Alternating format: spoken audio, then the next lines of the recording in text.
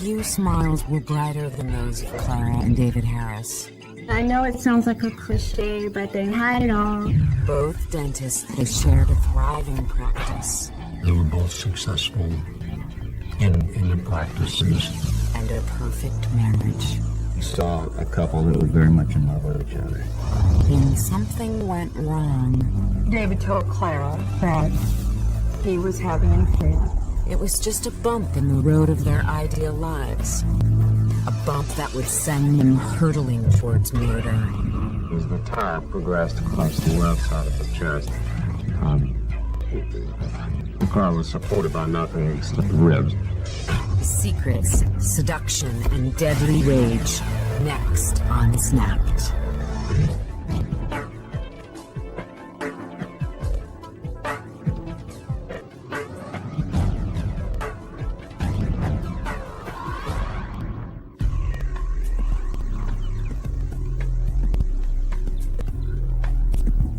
Clara Harris was living the dream. 3 kids, a successful career, a loving husband. She had it all. From the table of her 9,000 square foot suburban Texas home, she could look in any direction and see evidence of a charmed life. Granite countertops in the kitchen, a sparkling pool just beyond the sliding glass doors, and a Mercedes in the garage. She tells me when I come down to go to work every morning, as I go down those stairs, she says, I think of my upbringing and I thank God for all that He has given me. I don't take anything for granted. Clara was born in Bogota, Colombia in 1957. When she was 6 years old, her father died. I think the loss of a parent affects people in really different ways. With her, we've got someone that has obviously this personality with strive for success, but also her father, she reports, sort of motivated her to be successful and to do well in America, and I think that was really important to her. Indeed, it was. Clara worked hard in school and eventually came to America to study dentistry. She saw her mother struggle so much, and all the sacrifices that her mother made to get her where she has gotten. Dentistry really offers women a lot more than a lot of other professions do, because you can set your own hours. Your medical call is not very demanding. You're your own boss. You can work as much or as little as you want to. And it's very flexible for women. In Houston on fellowship, Clara met David Harris, a recent divorcee with a young daughter. He was immediately smitten with the beautiful young Colombian, and she with him. Clara was absolutely breathtaking. I have some pictures of us sitting on a couch, and there's 5 or 6 very attractive women. Clara is drop dead the best looking one of the whole bunch. Many women who have lost their father, the first thing you hear from them is, I wanted to find a man who would never leave me. And I think in David, she felt that she had found a man who was very needy of attention, who doted on her, who she could be everything to. On Valentine's Day of 1992, Clara and David were married at the Windmere Yacht Club, right next to the Hilton in nearby Nassau Bay. I mean, it was just like you blinked and they were married, it seemed like. So pretty much from the time they got married on, if you saw Clara out, David was with her. Clara's sensitive nature soon rekindled the relationship between David and his daughter, Lindsay. Father and daughter had had little contact since his divorce from Lindsay's mother in 1991. But Clara believed it was important for David to spend time with her. Clara really got attached to Lindsay very early on, David's first child, because when Clara and David met, Lindsay was something like 3 years old. Clara was the reason that Lindsay was in David's life. He had not had a relationship with Lindsay until Clara came into his life and said, you need to have a relationship with your daughter. And Clara didn't just add Lindsay back into David's life. In September of 1998, Clara gave birth to twin boys, Brian and Bradley. That rocked their world. That was the bone in the package. I mean, they had this great life. Their future looked totally bright. Not only their future, their present was shining brighter than a freshly polished smile. Both David and Clara's dental practices were really taking off. By 2001, they had a beautiful new home, a cottage on the lake, and a ski chalet in Colorado. Clara loved to entertain, and she was a very gracious host, and just always so organized, and just had everything where it needed to be, and the decorations were always beautiful, and she was always there with a smile, and just always everything was just perfect. People who are that perfectionistic tend to deal with their feelings by being extremely perfect and by catering to other people and by seeing themselves as these really wonderful, good people. Clara wanted to see herself like that, as the center of attention. But when she puts that kind of pressure on herself, that's got to be very difficult for someone and cause her finally to feel like, if anyone tries to take that away from her, that she will do anything to hold on to what she already has, that perfect life. That perfect life took a lot of work. Twin boys, a demanding career, and 3 homes to take care of. She had to make time for her family. She had to make time for her profession as well, because she was a big part of what they were building together.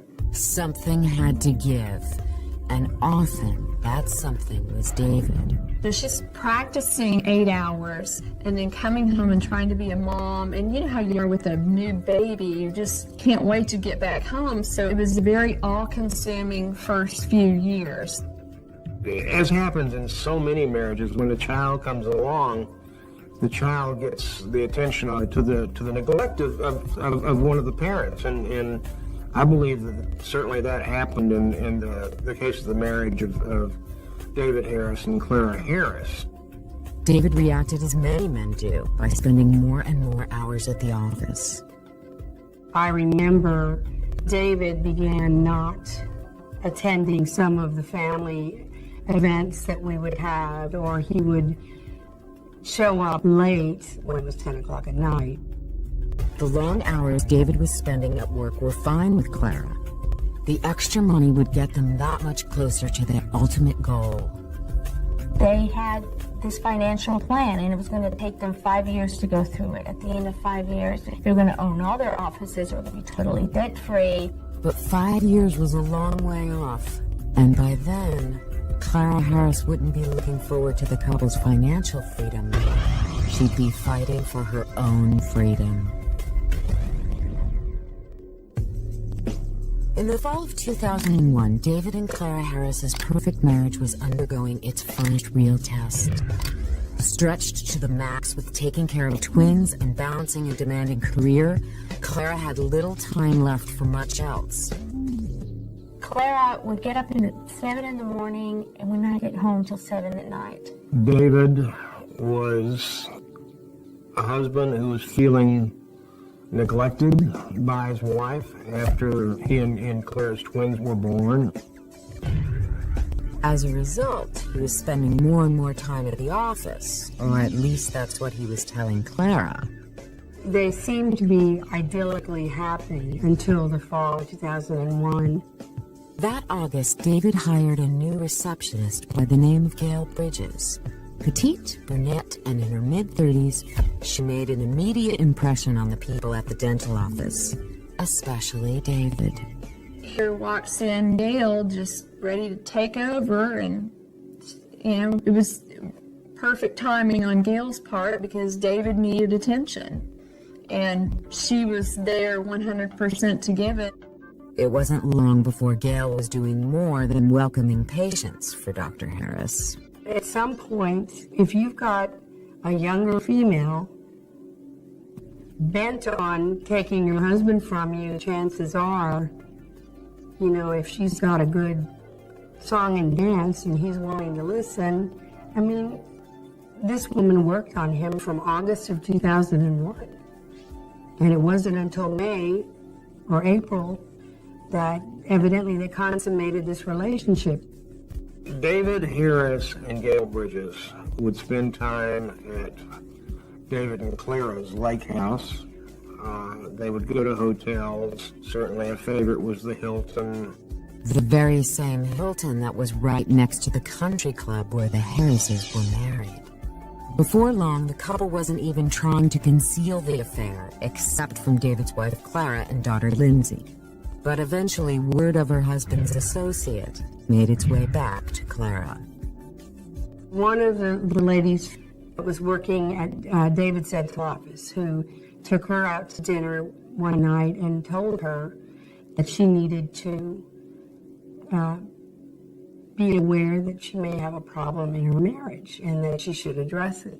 That was the first time that Clara really had an inclination that there was something seriously wrong. Clara told David's 16-year-old daughter Lindsay. Lindsay, who always felt close to Clara, immediately took her side. Then, on the morning of Wednesday, July 17th, 2002, Clara confronted David about Gail. David admitted to the affair. Relationships are very, very difficult.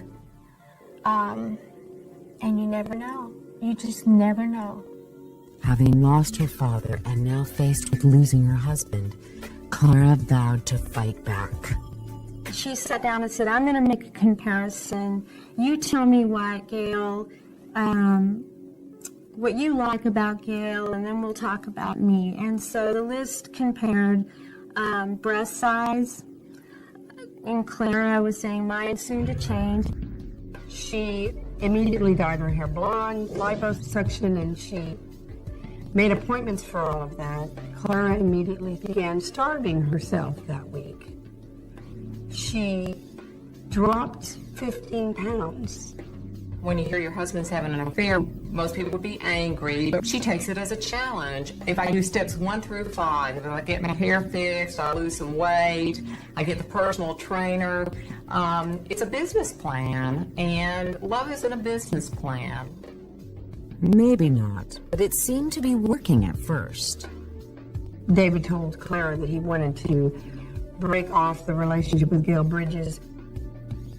And like any good business plan, Clara left herself some options in case things didn't work out.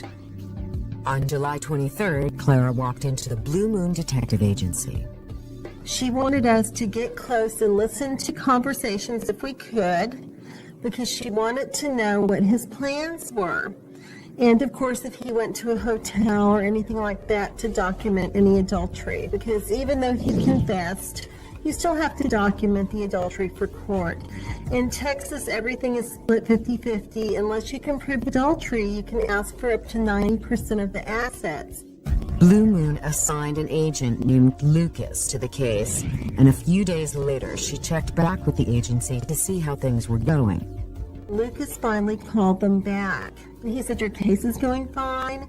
They're at a hotel, 4th or 6th floor. We'll get a full report tomorrow afternoon. Clara knew just which hotel, and she wasn't going to wait until tomorrow afternoon to get a full report.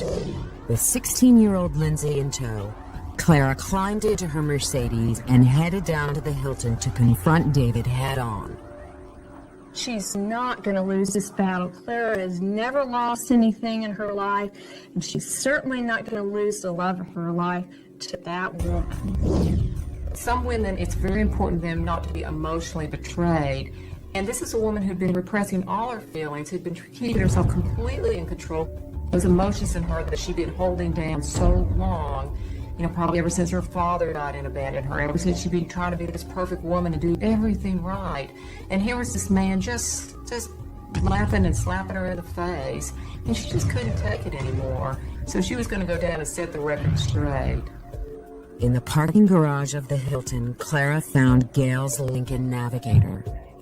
It takes more than 5 minutes probably to do what she did to the Navigator. All the windshield wipers were bent, and the wipers are pretty thick, and you have to be pretty strong. I tried to bend one myself. The anger that it would take and the strength was almost inhuman. Then Clara went upstairs to the lobby and Lindsay followed. The elevator doors open, and they're walking out like lovers, coming out of a tryst, which is exactly what it was. Holding Gail Bridges like he used to hold her, and she just completely loses control. and attacks the woman. Clara intended to do to Gail what she did to her navigator, but David intervened and wrestled her to the ground. They're separated by the Hilton security, and the Hilton security walks her out of the lobby. David held Clara's head to the pavement while Clara's trying to fight and get at Gail. Clara grabbed Lindsay and returned to the Mercedes. The two women got back in the car. What happened next would be debated for years to come. From witness statements, what I was told was that she had pulled out of her parking spot, had drove around to where Miss Bridges was parked, struck the navigator and Mr. Harris.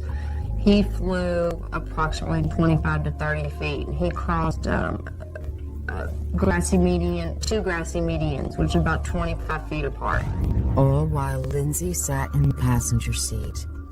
She crossed over the first one. She crossed over the second grassy median. And from what witnesses have told us was that she had ran over him again. Police were soon summoned to the scene. At that point, I did not know he was alive or dead. I was told that he was injured pretty badly, but I did not know if he was alive or dead at that time. I didn't know until I was contacted later by my lieutenant from the hospital. David Harris was pronounced dead at 9:48 p.m. Several of his teeth were knocked loose from the lower jaw. The right collarbone was broken. 6 of the right ribs were broken, but then as the tire progressed across the left side of the chest, the car was supported by nothing except ribs, and so the left ribs, essentially from the first rib to the 10th rib, were all fractured multiply. So the left side of his chest was essentially collapsed. Clara was arrested and charged with murder. But was it murder? Or a tragic mistake by a desperate woman? That would be up to the jury to decide, and they would have plenty of help. The Blue Moon Detective Agency caught the whole thing on tape.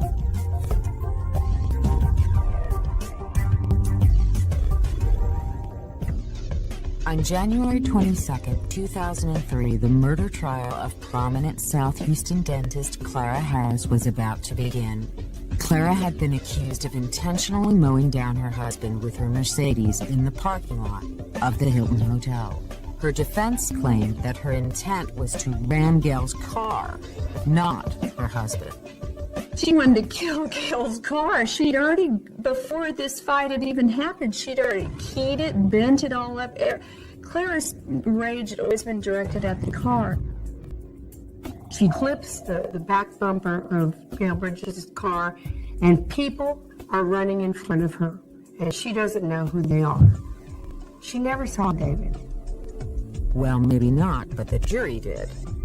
Ironically, the detective agency that Clara had hired to gather incriminating evidence against her husband had gotten the most incriminating evidence possible against her. A videotape of the whole incident. The pivotal point of evidence seemed to me then, and still seems to be very important, was the videotape. Clara's defense argued that the videotape certainly proved that Clara killed her husband, but it didn't necessarily prove that Clara murdered him, or even that she repeatedly ran over him. The defense's position was she hit him, but she never ran over him. It was crucial for us to dissect the videotape, and it has always been my belief that the videotape does not show multiple runovers. To back up the videotape, the state turned to the doctor who had examined David at the hospital.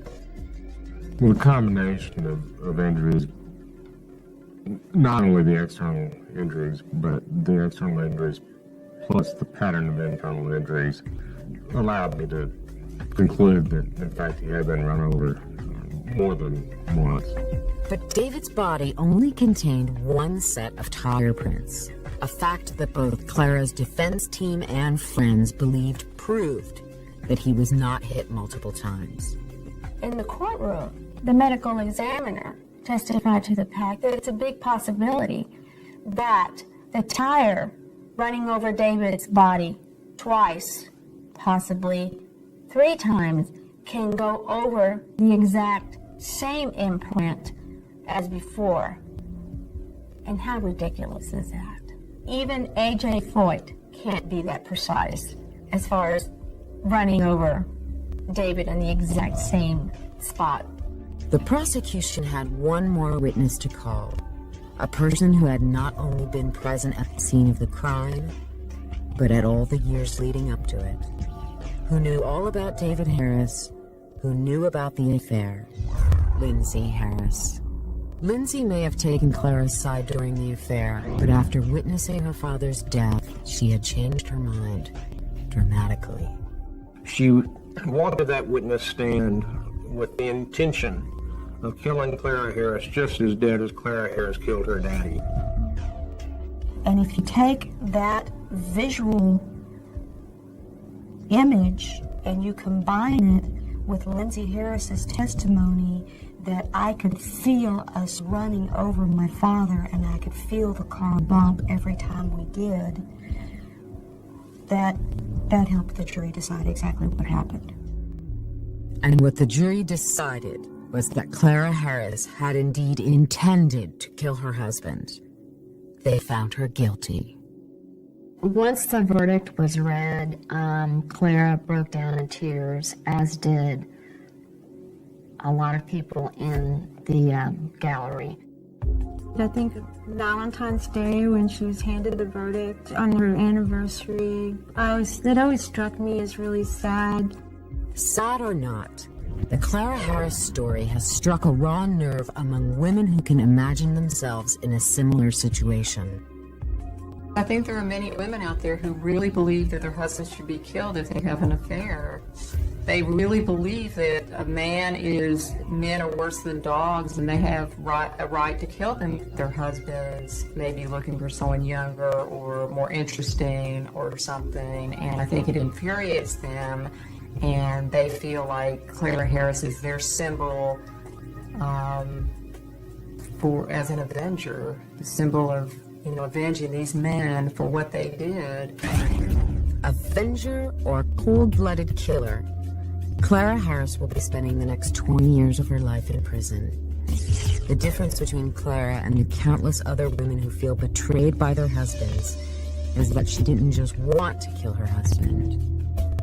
She did. I've heard so many countless times. I've been there.